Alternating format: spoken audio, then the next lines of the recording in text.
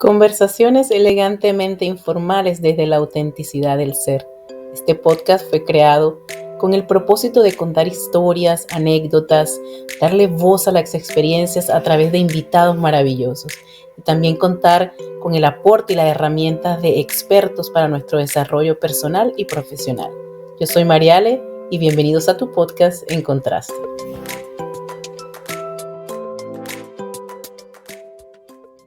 Quisiera iniciar el episodio del día de hoy citando a nuestro invitado. ¿Alguna vez has pensado la posibilidad de llevar tu empresa al éxito a través de la música? El día de hoy conoceremos de la mano del propio creador de qué se trata este concepto llamado musiconomía. Quiero darle la bienvenida a Ricardo Gómez Garzón En Contraste. Hola, muchas gracias por la invitación. Es un gusto tenerlo acá y poder compartir sobre todo su parte humana y también cómo ha venido trabajando durante los últimos años para crear esa analogía que a mí me parece mágica entre la música y las organizaciones. Muchas gracias, muchas gracias. En contraste, Ricardo se caracteriza por primero hacer relevancia al ser humano, a conversar con el invitado desde su ser y saber cómo esas experiencias, ese camino que ha transcurrido, le ha formado y ha hecho que posiblemente esté conectado con lo que hace ahorita. Entonces, tratamos de buscar esa conexión entre el ser y el hacer, a ver si ha sido posible y si no, pues cómo podemos descubrir la manera de conectarlos. ¿Te gustaría comentarnos un poco quién es Ricardo Gómez Garzón antes del musiconomista? Esas preguntas muy difíciles de responder, todavía ando en esa búsqueda, pero quería decirte que soy una persona enamorada de la música y que encuentra posibilidades en la música que no encuentra en otros oficios y que mi máxima aspiración como persona es lograr hacerle entender a la gente que la forma de relacionarnos, tanto desde la escucha como la comunicación y la forma como lideramos procesos y otras personas, tiene mucho de acudir al quehacer musical sin importar si somos o no somos músicos y entender que la música nos va a salvar de aquí al final de los días y que todos tenemos que ver con la música. Entonces, digamos que soy una persona convencida de que nuestras relaciones pueden mejorar si aumentamos nuestra capacidad de escucha y sobre todo nuestra capacidad de ser empáticos. Voy a usar un verbo que no me gusta mucho usar porque no sé si estoy de acuerdo con él, pero para la audiencia sería nuestra capacidad de ser resilientes. ¿Y cómo inició todo este camino? ¿Cómo se unió Ricardo con la música? ¿Qué experiencia hay por ahí por los 70 con Paco y con Silvio Rodríguez y con Beethoven? Digamos que en los 70 el primero que aparece es Paco, Paco de Lucía. Mi padre era músico también, empírico como yo, y le fascinaba la idea de que pudiéramos hacer música. Nos regaló a nosotros, a sus hijos, vivíamos en Caracas, Venezuela, y nos regaló, a cada uno nos regaló un cuatro. A él le hubiera gustado regalarnos una guitarra, pero por la edad que teníamos y por el tamaño, nuestras estaturas, la guitarra era muy grande para lo que podíamos hacer. Entonces, como el cuatro es el instrumento eh, tradicional venezolano por excelencia, pues no tenía mucho sentido que regalar una guitarra en un territorio donde estábamos más cercanos a la música desde el cuatro. Entonces ahí aprendí el cuatro. Aparece Paco de Lucía como ese guitarrista que mi papá también le fascinaba y que me dejó bastante sorprendido por su capacidad de tocar de manera virtuosa. Hacia finales de los 70, principios de los 80, aparece formalmente Beethoven en mi vida, cuando a la edad de 10, 11 años voy y presencio en vivo la ejecución de la novena sinfonía de Beethoven, Mm. interpretada por la Orquesta Filarmónica de Bogotá en la ciudad de Bogotá. Ya en esa época yo ya volví a vivir en Bogotá. Y posteriormente aparece Silvio Rodríguez, hacia, hacia finales de los 80. Y no por un gusto particular por la música de Silvio, porque a mí no me gustaba propiamente, sino por llevarle la contraria a mi padre que me ponía a tocar una música que a mí no me gustaba. Entonces mi decisión fue, vamos a hacer una música que a él no le guste, y con eso vamos a ver si podemos zanjar ahí por lo sano. Entonces, la coincidencia bonita fue que me terminó gustando la forma de interpretar la guitarra de Silvio Rodríguez. Yo podría decir que la manera como yo toco la guitarra la aprendí directamente de Silvio sin que él lo sepa, pero estudiando su guitarra entendí cómo tocar la mía. Entonces, esa es la historia que hay entre la aparición de Paco Beethoven y Silvio Rodríguez en mi vida. Y creo que tiene mucho que ver la sensibilidad que ya por naturaleza tenías por la música, ¿no? Para poder conectarte con... Fue más allá de ver a Silvio tocando. Hubo algo más allá, una No, sensación, un sentimiento más allá. claro, era mucho más allá, era como ¿cómo te dijera? Era como la fascinación de encontrar una posibilidad, ¿sí? Silvio me la abrió porque entre tocar Paco, tocar Beethoven y tocar Silvio era Sí, más fácil sí. tocar Silvio, Ujú.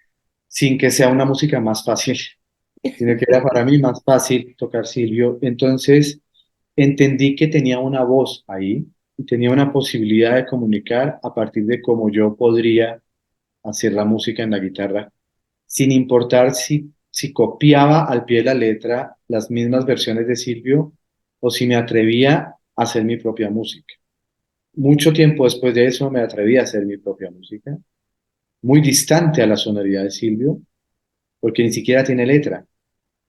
No. Y empecé a componer hacia la década del 90, el año 95, 96, empecé a componer música de la región andina colombiana, ritmos llamados bambuco, pasillo, danza, guabina, y primero me sorprendí de la sonoridad que tenía nuestra música andina, que la desconocía a ese nivel desde el punto de vista instrumental, y segundo me sorprendí de por qué de la nada yo podría hacer bambucos, porque la lógica me Mm, decía, vamos a hacer canciones como las de Silvio, pero no soy buen letrista, no escribo letras, ujú. y por una cosa intuitiva, muy seguramente por la infancia que viví, donde consumí mucha música de la zona andina colombiana en versiones más comerciales, por decirlo de alguna manera, tenía innato la capacidad de hacer bambucos y pasillos y lo hice. Y me fascinó. Entonces, yo le agradezco a Paco, a Beethoven y a Silvio y a mi papá y al resto de gente con el que he estado haciendo música y el ayudarme a descubrir que con la música hay un camino. Y empecé a construir ese nuevo camino mucho tiempo después de haber compuesto, de haber tocado Silvio y de haber escuchado Beethoven. Pero lo bueno es que llegó y en esas andamos hoy. Sí, ¿y cómo surgió entonces luego, como que, no sé si colocó al lado la música para estudiar sus carreras, o sea, no fue de lleno a, bueno, voy a hacer música, ahora voy a hacerlo de manera profesional, sino voy a estudiar sistema, voy a estudiar administración de empresas, porque lo que veo es que es lo que me enriquece cada vez que hago una entrevista, es ver cómo la vida te va llevando, así como vamos a empezar con Ricardo con la música, vamos a meterlo a ese sentimiento de la música, luego vamos a llevarlo a la administración y al final resultó algo que totalmente inesperado, que yo estoy casi Sí, segura que esa conexión no existía cuando usted dijo voy a estudiar empresas. sí, eso es algo así. La música, la vida te va llevando Ujú. y te va llevando de la mano de algo. Sí. En ocasiones de la mano de los papás, en cierto periodo de la vida, los hermanos, la familia cercana. Hay otras circunstancias que no tienes ni idea que te va moviendo. Sí. Pero la vida se trata, como lo dice Jorge Drexler, estamos vivos porque estamos en movimiento. Entonces la vida se trata de estar en movimiento. Resulta que sí intenté estudiar música en el Ujú. Conservatorio de la Universidad Nacional de Colombia durante 2 años, cuando yo tenía como 10 u 11 años. Oh. Infortunadamente para mi realidad de hoy, en esa época el conservatorio solo se dedicaba a enseñar instrumentos de orquesta y para el conservatorio la guitarra acústica Ujú. no era un instrumento de orquesta. Como no era un instrumento de orquesta, no había ni siquiera profesores de guitarra. Hoy sí, hoy ya, pero en esa época no. Entonces, cuando me dijeron a partir del cuarto semestre tiene que empezar a estudiar instrumento, Yo dije, pues quiero la guitarra. Me dijeron, no hay guitarra, pero el instrumento más cercano a la guitarra que hay de cuerda es el violín. Yo dije, no hay forma posible de que yo toque un violín porque no tengo ni idea. No me gusta su sonido, no me gusta su sonido individual, no me gusta. Ujú. Entonces dije, no, no se puede. Me retiré, terminé mi bachillerato y me puse a estudiar ingeniería, administración de sistemas. Tenía la música de lado desde el punto de vista de no voy a ser profesional en esto. Pero todos los días, hasta hoy, todos los días siempre tengo algo que hacer con la música, o haciéndola o escuchándola. Y todos los días tenía que ver con la guitarra. Entonces, cuando estudié sistemas en la Universidad Jorge Tadeo Lozano, primera parte de la carrera, hubo una cosa que me pasó que me Mm, empezó a conflictuar desde ahí. Sin embargo, me terminé graduando como ujú, administrador de empresas. Y es que recuerdo mucho, en Colombia tenemos una agrupación muy famosa en Latinoamérica que se llama Aterciopelados. ujú, Y en esa agrupación hay un guitarrista que se llama Alejandro Gómez Cáceres. Pues en esa época en que yo estudiaba, Alejandro siempre cogía la guitarra que le prestaban en la universidad para en sus horas libres tocar la guitarra. Yo no recuerdo que estudiaba él, pero en la Jorge Tadeo Lozano no hay facultad de música, entonces no estudiábamos. Creo que estudiaba Bellas Artes. Pero quedé fascinado con la forma como él tocaba música de los Beatles y música de Silvio Rodríguez. Ahí fue cuando empecé a tocar música de Silvio también, porque lo vi más cercano, porque ya cuando veía a alguien cerca tocando dije, eso estará bueno. Pero a partir de ahí empecé a entrar en conflicto porque la música me hacía mucho llamado. Terminé de estudiar la administración de empresas. Como era una carrera técnica, yo tenía que profesionalizarme por un tema de convicción propia. ujú. Entonces una novia que yo tenía en la época me dijo, profesionalícese con administración de empresas. Yo decía, pero no tengo ni idea por qué esto, pero lo entendí cuando tuve mi primer trabajo como empleado en sistemas, porque en esa época uno se graduaba con condiciones de desarrollar software, pero no con condiciones de relacionarse con otros para poder desarrollar software.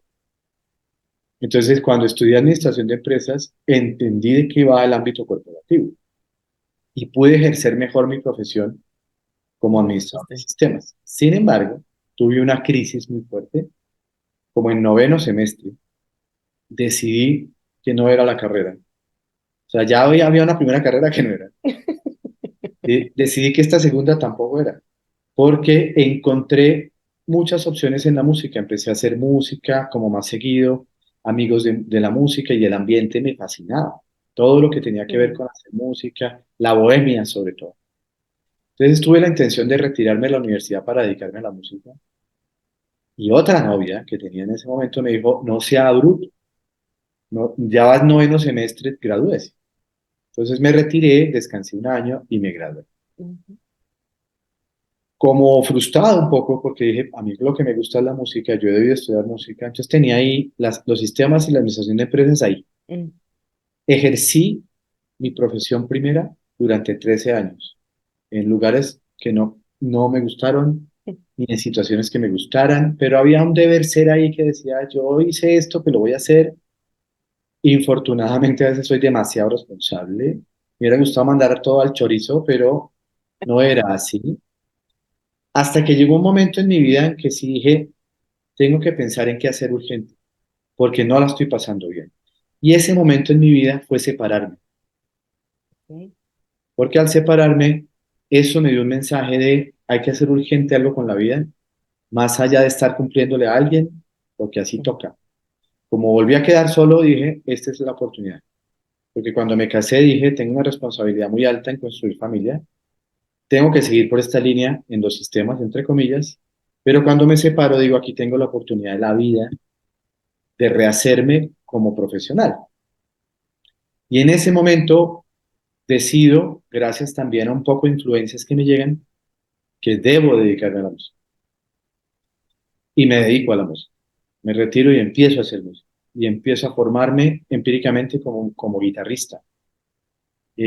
Trabajé con varios cantantes en Colombia y terminé grabando mi disco de música andina colombiana. mm, Y fue una experiencia maravillosa, muy difícil, porque cuando llegas a la música, técnicamente hablando, muy tarde, que yo llegué, formalmente la música a los 35 años, llegas muy tarde. Y llegas muy tarde a desarrollar técnica en el instrumento. Tan difícil fue que en el año 2008, eso fue como en 2003, 2004, pero en 2008 decido retirarme formalmente de la Wow. profesión de guitarrista, por dos razones. Una, porque era muy complejo. O sea, dije, no, no tengo el entusiasmo que se necesita, ni tengo la habilidad que se necesita, ni la paciencia que se necesita. Pero por otro lado, a mí me llegó ese tema de la música en una época en la que eras muy valioso con la guitarra, pero cero valioso sin ella. Y eso a mí me hizo mucho ruido y me hizo mucho daño. Entonces dije, me retiro profesionalmente de ser guitarrista. Septiembre 19 de 2008 hago mi último concierto en familia, solamente para la familia, y anuncio mi retiro formal y no volví a coger la guitarra en público jamás. Sin embargo, paralelo a eso, empecé a encontrar información de cómo la música podía permear otros entornos y me encontré con un señor que se llama Benjamin Sanders en un documental que se llama Música en el alma.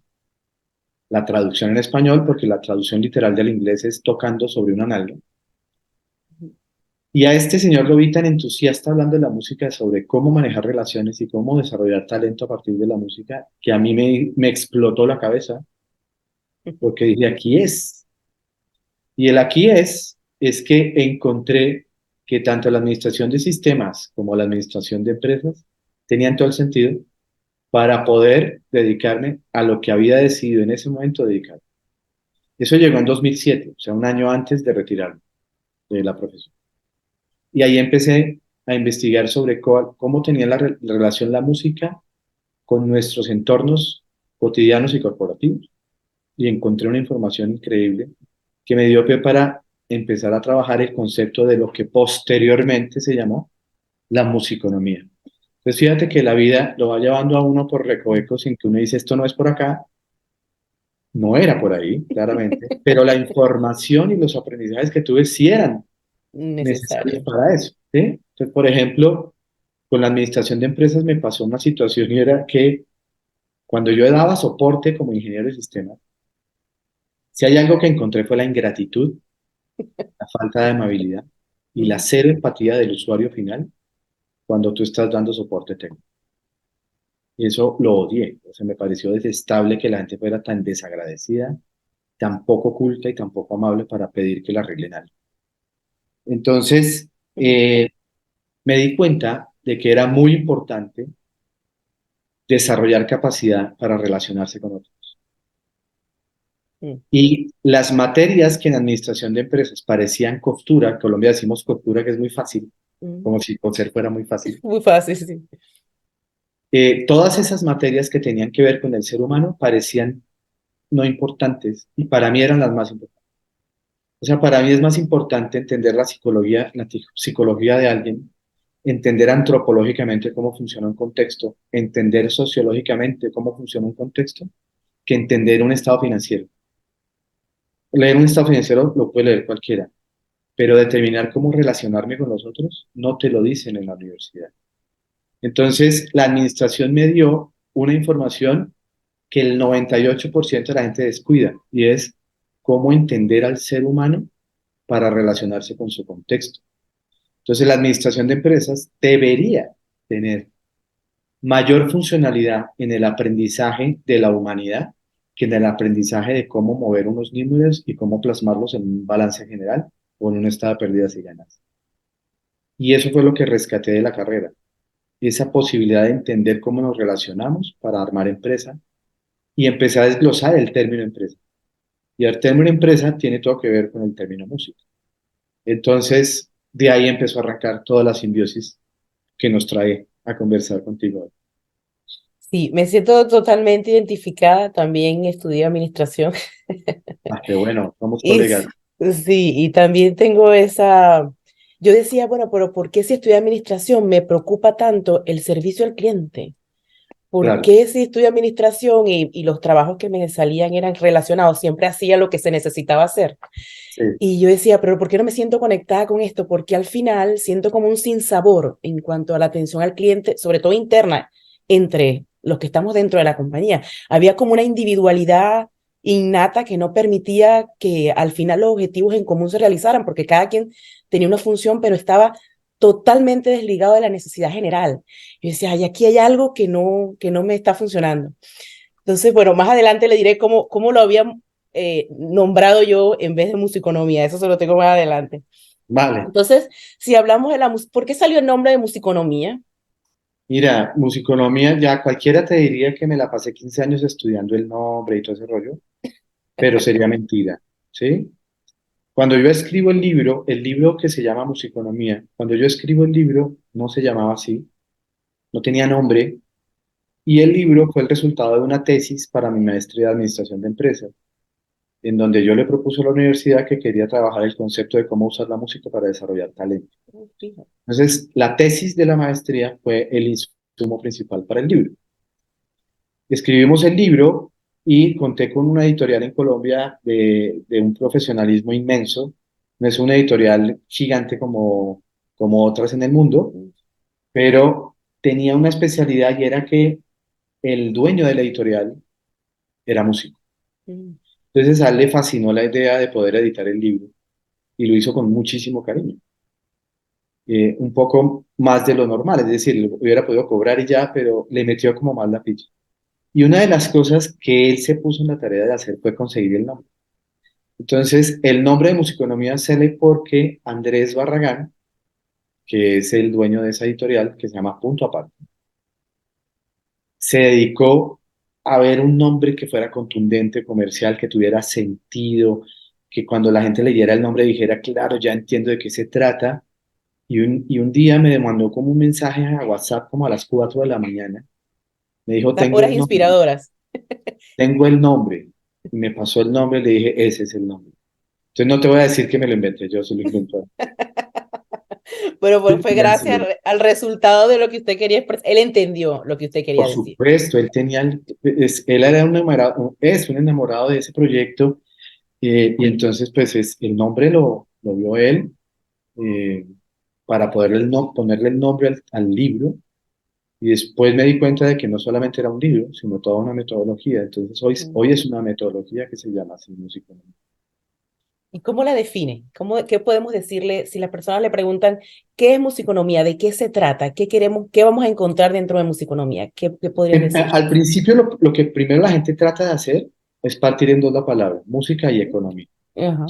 De hecho, en la parte posterior del libro, que está la reseña, se trata de distraer a la gente con el concepto de la economía. Desde el punto de vista de que es una relación de oferta y demanda que Mm, le produce resultados a una comunidad. Digamos, la economía, si bien se basa en números, también se basa en entender cómo nos estamos relacionando. mm, Pero no tiene nada que ver con economía. Tiene que ver con la música como tal, de cómo usamos la música y la lúdica de la música y cómo funciona la música occidental, tanto la tonal como la atonal, mm, para entender nuestras relaciones humanas.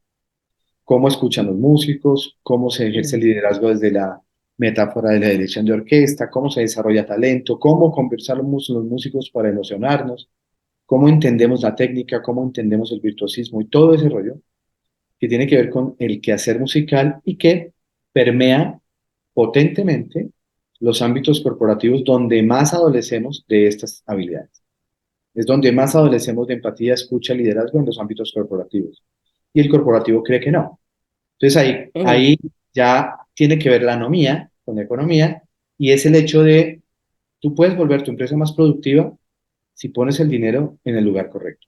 mm, Y en el lugar correcto no es ponerlo en los productos más baratos que los puedas comercializar, como lo dicta la cadena de valor en la teoría económica, sino en el lugar correcto es qué habilidades debes desarrollar en tus empleados desde el punto de vista de las habilidades blandas para que te den los resultados que necesitan. Sí, y solo si estás dispuesto a tener paciencia. Entonces te doy un ejemplo. Hay un emprendedor mexicano que es jurado de ese famoso programa de televisión que se llama Shark Tank. Ok, ya. Ajá. que se llama Arturo Elías Ayub, creo que se llama él, Ya. que es el yerno de Carlos Slim. De hecho, le achacan que no es un gran emprendedor, sino que su gran labor en la vida es haber sido yerno de Carlos Slim. Ok. No me atrevo a decir nada sobre él porque me parece que es un tipo que habla bien acerca de los negocios, pero una vez lo vi hablando sobre cómo ahorrar dinero. Ok. Entonces decía, si tú eres de los que desperdicia hasta los ganchos de papel, que en Colombia lo llamamos los clips, Ujú. y desperdicias las hojas por el lado que no está usada, estás perdiendo mucho dinero. Tú deberías acostumbrarte a reutilizar esos materiales por centavos que cuesten, que te parezcan que no tienen Mm. sentido. Y yo digo, ojalá tuviéramos un emprendedor de ese nivel diciendo, por más que ahorres en los clips y en las hojas que reutilizas, si no sabes escuchar, estás perdiendo demasiado dinero. Dios mío. Entonces siento que ahí está el concepto de la anomía, ¿no? Ahora, si uno se va al sufijo de la anomía significa las leyes de. Entonces, tiene más sentido decir las leyes de la música puestas en función de mejorar nuestras relaciones que combinar música y economía. Es un distractor el músico economía, Ujú. ¿sí? Porque no soy economista, la gente cree que soy economista, y la gente siempre busca decir es música y economía, interesante, pero sí y no, o sea, sí es economía, pero no como te la estás imaginando. ¿Cómo se mira? Sí. Bueno, sí, al principio yo también pensé que era economista. Sí, cuando empecé a ver su contenido pensé que era economista, pero sí me llamó la atención. No podía descifrar inicialmente de qué se trataba, sino cuando empecé a ver los reels y toda la información, yo decía, aquí me quedo, aquí me quedo. Tiene mucho que ver con lo que he tratado de defender a nivel organizacional, que son las habilidades blandas. O sea, incluso la promoción, el contar con personas que sí han tenido muchos años de experiencia en ciertos cargos y después pues tienen la bondad de ser promovidos, pero no son preparados para ello. Las experiencias No, técnicas no son lo que lideran un equipo. Entonces, ha sido bien difícil para mí desde este rinconcito poder decir eso en las claro, organizaciones. claro. Sí. Entonces, bueno, me voy a apoyar en la musiconomía para ello. Entonces, en la musiconomía hablamos de la gestión del talento humano. Hablamos de la gestión del talento humano. En musiconomía encontramos 5 grandes capítulos. ¿Ok? Puede haber más, pero me he especializado en tratar de desarrollar contenido para eso. En la escucha, como una habilidad principal para los músicos. En el liderazgo, en el empoderamiento, entendido este como la capacidad que tenemos de ayudarle a pensar a otros para que tomen decisiones y se responsabilicen de esas acciones en consecuencia, la capacidad de gestionar talento y la capacidad de manejar conversaciones, sobre todo las que Mm. tienden a volverse difíciles. Esos son los 5 capítulos que manejo en la musiconomía. Y puede haber más, ¿no? Uno podría hablar de creatividad, innovación, hablar de inteligencia colectiva, trabajo en equipo, todo ese tipo de cosas. Pero digamos que en ese concepto principal está esas 5 capítulos. Ok. Yo vi algo que me llamó la atención y quisiera ver cómo podíamos dar un ejemplo entre cómo funciona la música y cómo eso lo podemos traspolar a las organizaciones. Cuando decía, eh, ¿cómo se puede moderar la estrategia de liderazgo de un director de orquesta dentro del liderazgo organizacional y cuáles son esas características? ¿Cuál de las dos te respondo? ¿El liderazgo y la dirección de orquesta o la Sí, ¿cómo música? ligo? ¿Cómo puedo colocar un director como CEO? Las características de un director de orquesta eh, pueden pertenecer a un liderazgo organizacional. Digamos que cuando a ti te van a nombrar directora de lo que sea, Ujú. se asume que tu capacidad técnica para ese cargo ya la tienes desarrollada. Y punto. ¿Sí? Entonces, cuando se busca un director, no se busca una persona que solamente sea muy, muy buena técnicamente, sino que sea capaz de emocionar a otros Mm. para que hagan lo que se necesita hacer. ¿Sí? Y eso lo hace muy bien un director de orquesta. Un director de orquesta conoce muy bien técnicamente la obra, pero también debe conocer la capacidad emocional que tienen los músicos.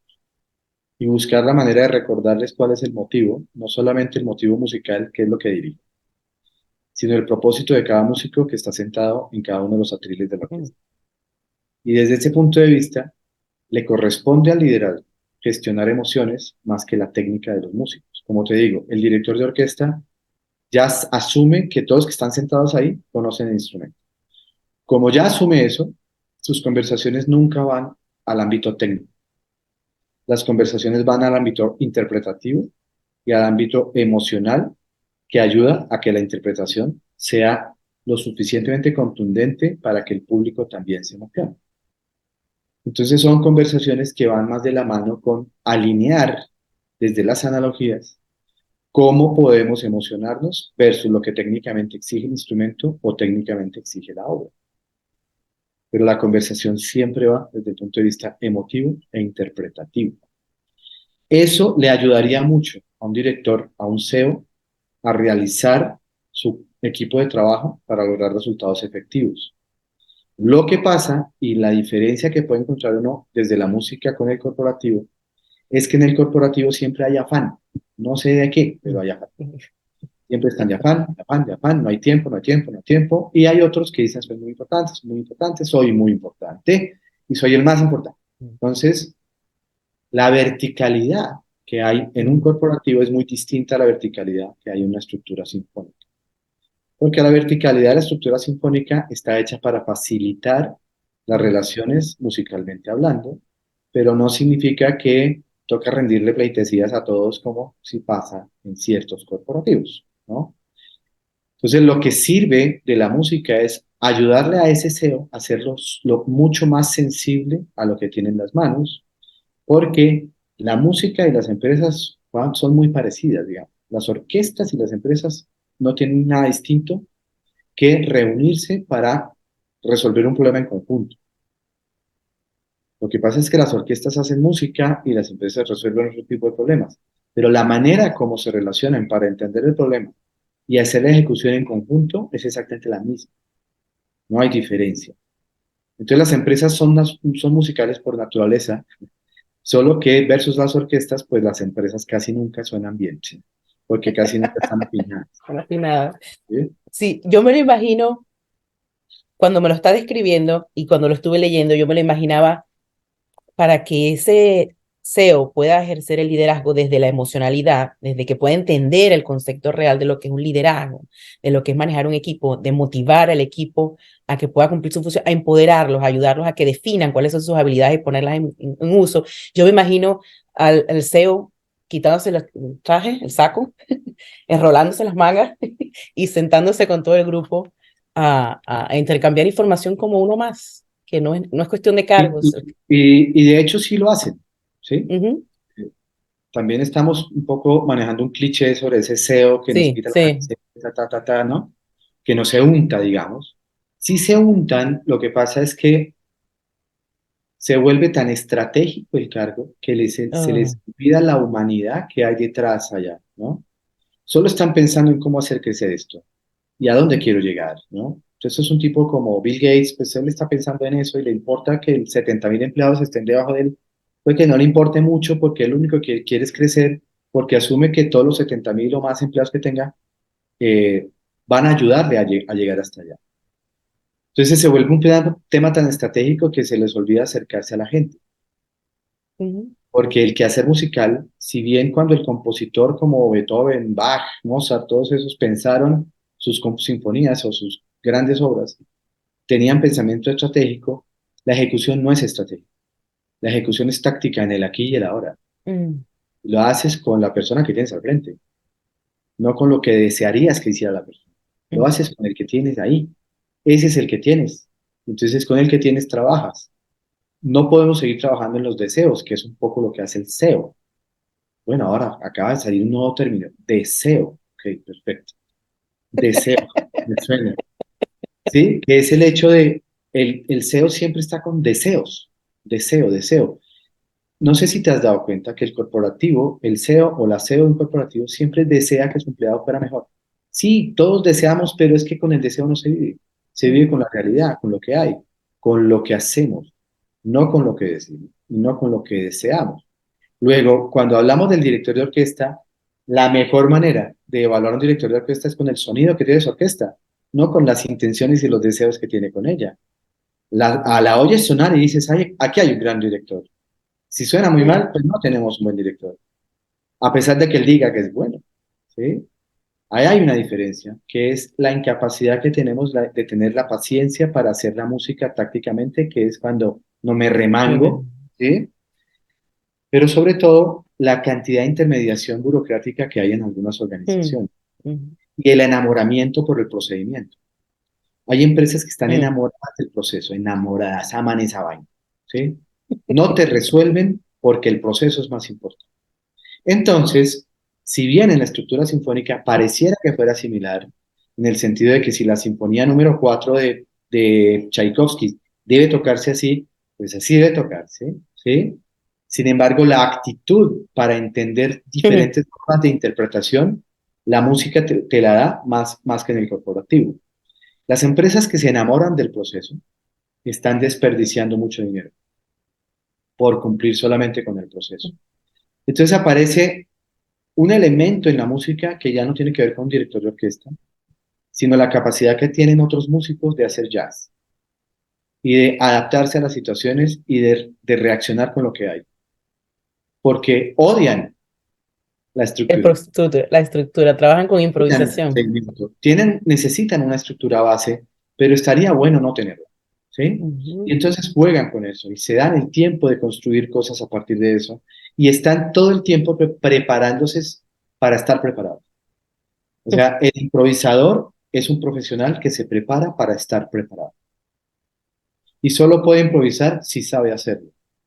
Y de la única manera que sabe improvisar es acumulando mucho conocimiento, pero sobre todo mucha práctica.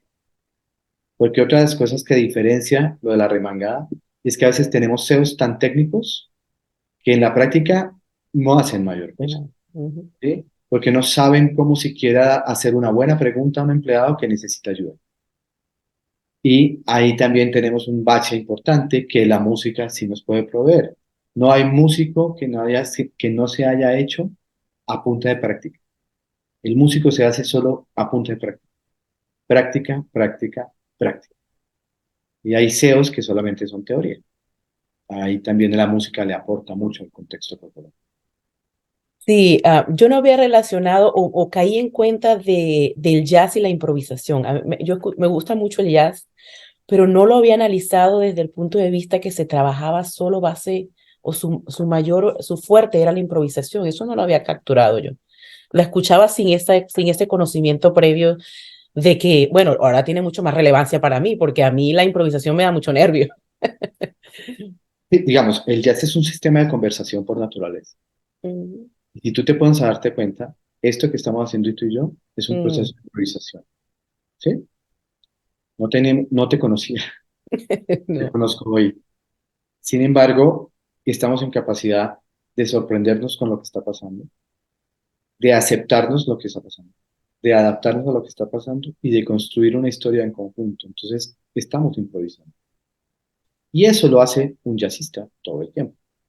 No significa que la improvisación sea el material más importante del jazz, pero es una metodología a la que acuden muchos jazzistas, ¿sí? Esa libertad de expresarse, pero sobre todo libertad de trabajar en colectivo.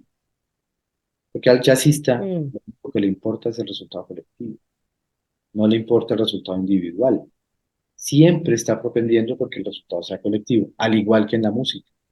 Si tú escuchas varios directores de orquesta en un ensayo, vas a notar que la palabra que más repite un director de orquesta es vamos juntos, juntos, juntos, juntos, juntos. Es la que más dice. Cualquier director. Entonces, tiene todo que ver con cómo estamos conversando y cómo usamos nuestra práctica cotidiana de la conversación en función de resolver problemas, más allá de solo quedarnos conversando. Eso te lo da el jazz. Ni siquiera la psicología me ha dado tanta herramienta como el jazz me ha dado para aprender a escuchar, para conversar. Mire, esto de la escucha, que veo que hace bastante énfasis, es como la matriz, creo yo, en su presentación de la musiconomía. Y veo cómo escuchar con todo el cuerpo, escuchar las emociones, ese dolor en la panza, cuando Cuando eso es una manera de escuchar. Yo la sufro mucho y yo decía, es mi intuición. Algo me está diciendo, pero es una escucha, es una manera de escuchar, ¿no? Entonces, podría hablar un poquito más de cuáles son esas variedades de escucha que se tiene que considerar más allá de creer abrir Mira, el sentido. la escucha es el acto de recibir información, la máxima cantidad de información posible, antes de decidir cómo emocionarme y actuar en consecuencia. De eso se trata escuchar. Pero cuando digo recibir la máxima cantidad de información posible, me refiero a que estás activando todos tus 5, 7 o 18 sentidos que tengas para recibir información. A eso le llamo escuchar. No falta el que dice que no, que es que con los ojos se observa y que la piel se Mm, toca, ¿no? Todo ese cúmulo de recepción de información, yo lo llamo escuchar como la madre de todas las habilidades, ¿sí? Entonces, en la medida en que tú escuches bien, vas a obtener mayor posibilidad de resolver un problema, por ínfimo que sea el problema. Pero cuando solamente te dedicas a salir corriendo con lo primero que escuchaste, porque quieres llegar primero, porque quieres mm, demostrar algo más allá de resolver un problema, entonces te estás quedando con menos de la mitad de la información. ¿Ok? Y en ese sentido, escuchar con todos los sentidos te ayuda a entender un contexto con la facilidad de que puedes decidir tomártelo o no personal. La manera como yo he aprendido a escuchar tiene que ver con instalar los filtros suficientes como hace un músico en el escenario, que es no tomarse las cosas de manera personal. Si tú ves los músicos en el escenario cuando están en un concierto, no tienen ni siquiera tiempo de pensar si eso es personal o no. Tienen que escucharse y punto. Y tienen que resolver y punto. Después mira a ver si se lo toman personal y todo ese rollo, pero durante el concierto ni siquiera se esfuerzan por entender si eso es personal o no, porque su pensamiento está en función de escuchar colectivamente. Nosotros todavía tenemos varios tipos de escucha, la escucha para responder y la mm. escucha para entender. La mayoría de la gente piensa en qué responder mientras está escuchando. No tengo ni idea para qué, ¿sí? Porque supongo que estamos en una carrera de demostrarte a ti que yo sé más que tú y que hablo más rápido, yo no sé qué será, ¿sí?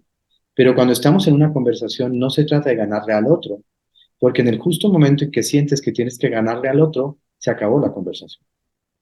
Y entonces tenemos gente afanada por siempre tener la razón. Conversar con alguien que siempre quiere tener la razón es muy difícil, Mm. muy difícil. Pero el jazz te da herramientas y es cómo usas los motivos que te propone esa persona para tener la razón para construir un nuevo contenido, sin tener que decirle, mira, vete de acá porque no tienes la razón, ¿sí? Entonces es cómo apropias esas intenciones para volverla parte del colectivo. Y en ese orden de ideas, la escucha es la habilidad más importante, no solo que tiene que tener un músico, sino que tiene que tener cualquier persona para entender su propia realidad versus el contexto en el que se está desempeñando. Sí, hace mucho más sentido incluso los silencios. Cuando leí, el silencio es una de las mejores maneras de conversar y de escuchar. Yo tengo la grandísima bendición de estar en el ambiente musical. Primero, empíricamente, cuando joven también toqué la guitarra y toqué el cuatro. Y luego mi hija me dio la sorpresa desde hace 7 años de pertenecer a una orquesta sinfónica.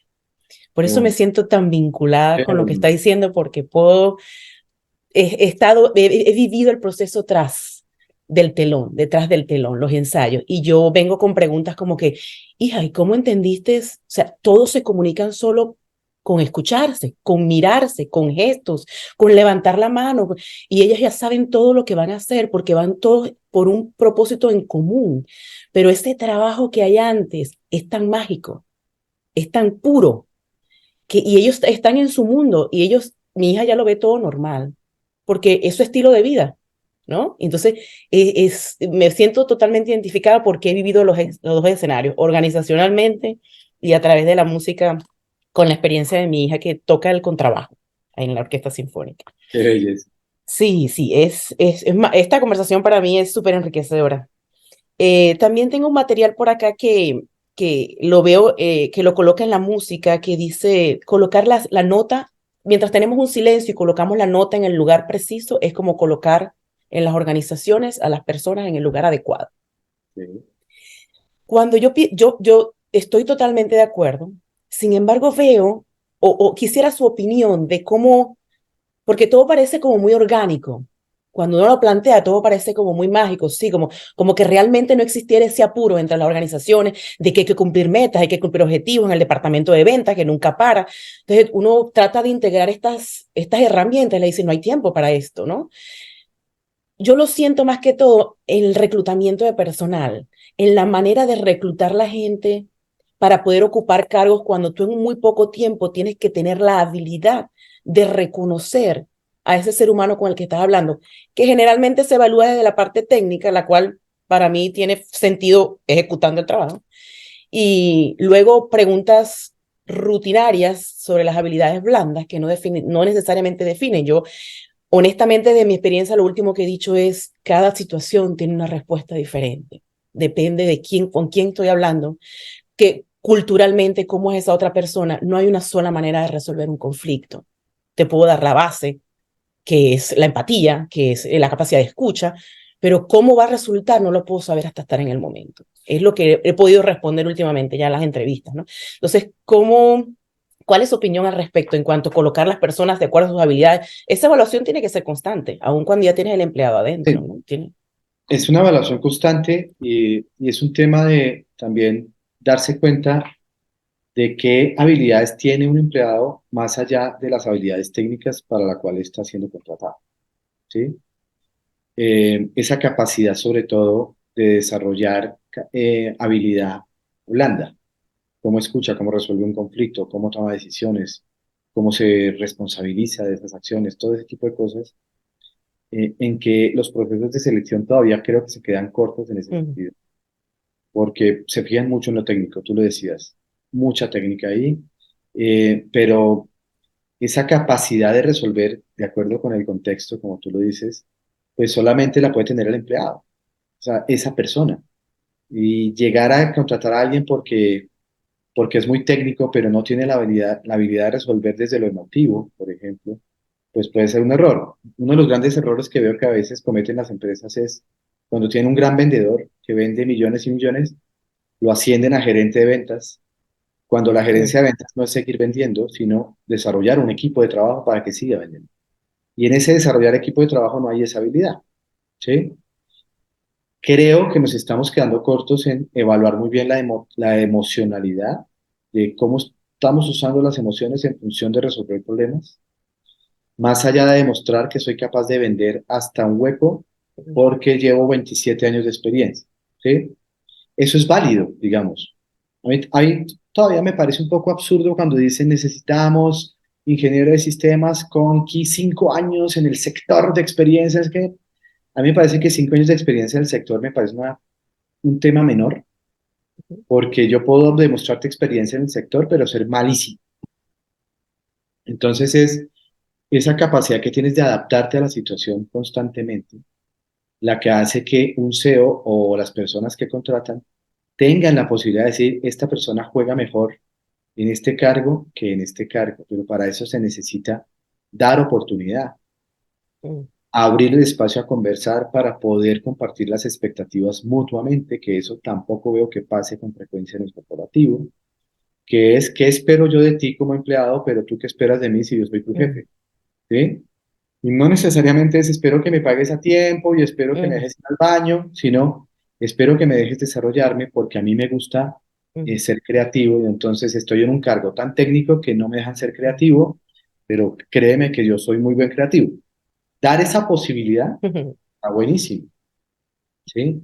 Entonces siento que nadie tiene la varita mágica para decir cómo se pone la persona en un cargo ni cómo se contrata a alguien. Nadie tiene esa varita porque hay muchas variables. Hay gente que miente para poder obtener el cargo porque os- necesita el dinero.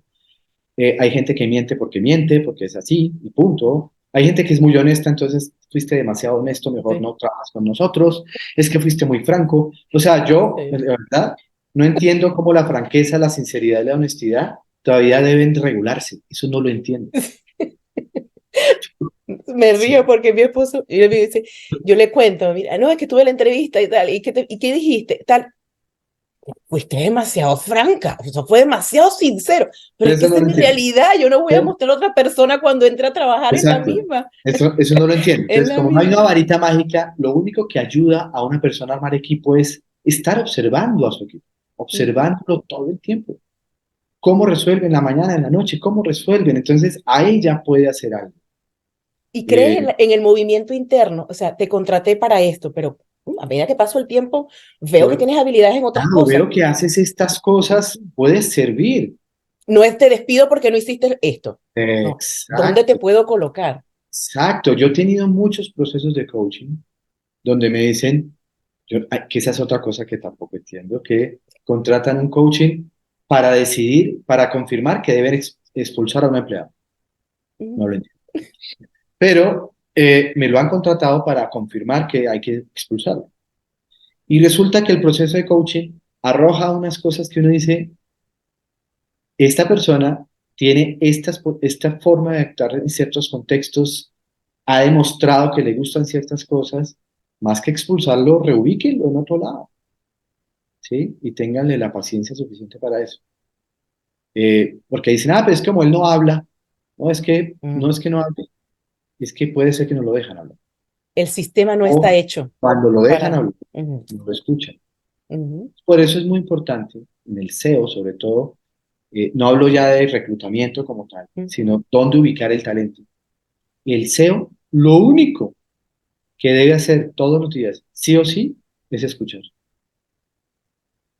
Dar órdenes, ya eso lo hace su equipo.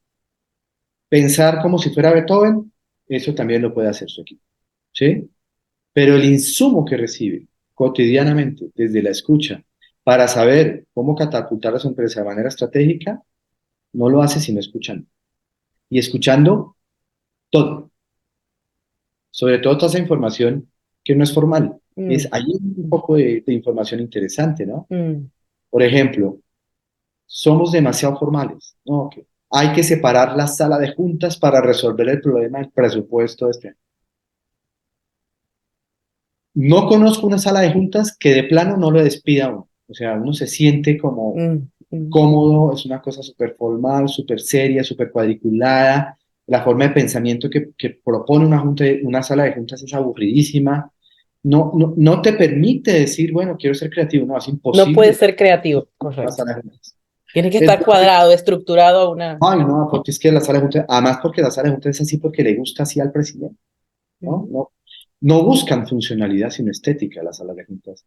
Y las salas de juntas deberían buscar funcionalidad porque las salas de juntas es para que te juntes a pensar sobre un problema, ¿sí? Sí. Entonces, si eso no me permite así dar esa creatividad, no puedo resolver el problema. ¿Sabes cuándo son los empleados más creativos? Cuando están en ese espacio informal donde les garantizas que su espontaneidad no va a ser castigada. Y la espontaneidad va a ser castigada siempre en la sala de juntas, siempre va a ser castigada, ¿sí? Me gustó mucho lo de El liderazgo SEO, situacional. el SEO que dice, resolvamos este problema en la cafetería, Mm, tomándonos un café, creo que va a obtener mayores resultados que citando a sala de juntas a todo el mundo con ese tono que se ponen, porque además no hay una mesa en sala de juntas que sea redonda, siempre es ujú, cuadrada con ujú, alguien que lidera. A eso tampoco le veo sentido, ¿no? Y tiene que ver con la forma como conversamos de manera vertical. Los músicos nos dan muchas herramientas para conversar de ujú. manera circular. Y eso es lo bonito. Sí. ¿Qué pasa? Lo dijiste tú. No estamos dispuestos a tener el tiempo en la corporación para Mm, tener estas conversaciones. Y dos, por alguna razón competitiva, el ego o no sé qué cosas, el- nos cuesta reconocer que alguien que está por debajo de mí en la jerarquía puede hacerlo mejor que yo.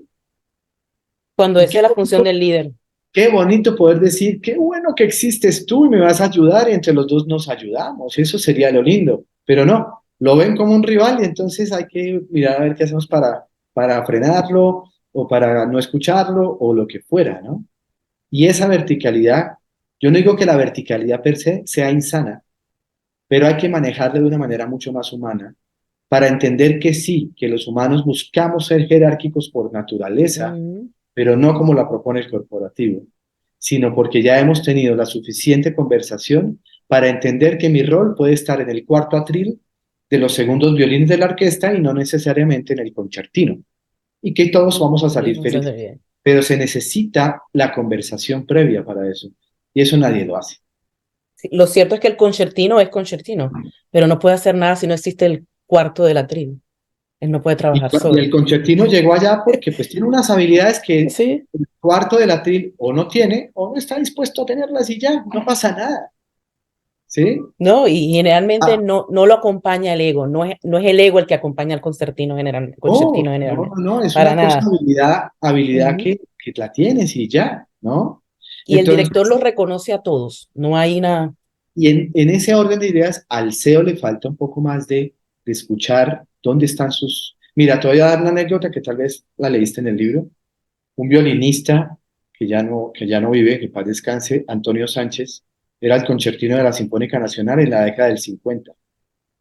Tuve la fortuna, cuando fuimos a ver un ensayo de Gustavo Dudamel aquí en Bogotá, tuve la fortuna de entrevistarme con Antonio. Yo quería entrevistarme con Gustavo, pero tener acceso a Gustavo era más difícil que tener acceso a Antonio, que está en el público. Entonces, me entrevisté con Antonio y le hice una pregunta. Le dice, ¿cuál es la principal habilidad que debe tener un director de orquesta? Siendo él concertino, ¿no? Le dije, como concertino, cuando que usted fue, ¿cuál es la principal habilidad? Me dice, el director tiene que saber dónde están las cosas. Y le dije, explíqueme un poco. Me dijo, haga de cuenta que el director está sentado en un escritorio y que necesita algo y que sabe en qué cajón exactamente está esa cosa y abre el cajón y la saca y la usa. Y después vuelve y la guarda y cierra el cajón. Y me hizo mucho clic eso, porque esa es la razón fundamental de cualquier director en cualquier área. Saber dónde están las cosas. Habrá audiencia que dice, ay, pero los humanos no somos cosas. Pero bueno, en la analogía, al director le corresponde saber dónde está su ¿Dónde está gente qué? y en dónde no solamente es el lugar geográfico, sino en la capacidad que tiene para resolver. Y ese dónde, segundo no, dónde, no lo tienen muy claro los directores, porque prefieren saber dónde está geográficamente que dónde está emocionalmente. Es Yo cierto, prefiero que geográficamente esté en cualquier lugar, pero que emocionalmente esté en condiciones de ayudarme cuando yo lo necesito. sí. Totalmente de acuerdo contigo, Ricardo. Mira, para mí puede ser una tertulia de 2 y 3 horas. Yo estoy encantada. Lamentablemente el tiempo no nos acompaña, ya nos quedan unos pocos minutos y quisiera tomarme que sea uno para agradecerte. Es de manera personal porque quien me conoce sabe el significado que tiene para mí haber logrado esta conversación contigo. El poder, por tu concepto, por tu posición, por la creación de este método de musiconomía, por resaltar, por ser una defensa en la gestión del talento humano como una médula dentro de la organización. También quería agradecerte por abrir el telón de los músicos antes de que empiece la obra, por mostrar quiénes son antes, porque nazca de aquí un aplauso más vivo cada vez que alguien escuche una pieza, porque hay un trabajo magnífico detrás del telón que merece ser reconocido y detrás de esa hora de concierto hay mucho trabajo y hay una desde cualquier edad, porque mi hija tiene 16, toca desde los 9 años, y he visto adultos, he visto niños, y el cambio que ellos tienen como grupo es mágico, es mágico. Y adicional a eso, pues agradecerte que hayas permitido de parte En Contraste, este podcast ser un puente, una vía que permita que tu voz y tu concepto se escuche mucho más extenso y llegue mucho. Para mí es un placer y un honor haber sido testigo de esta conversación. Muchas gracias a ti por invitarme, por creer en lo que estoy haciendo, lo que estamos haciendo, por creer en los músicos. Le quiero mandar un saludo especial a tu hija.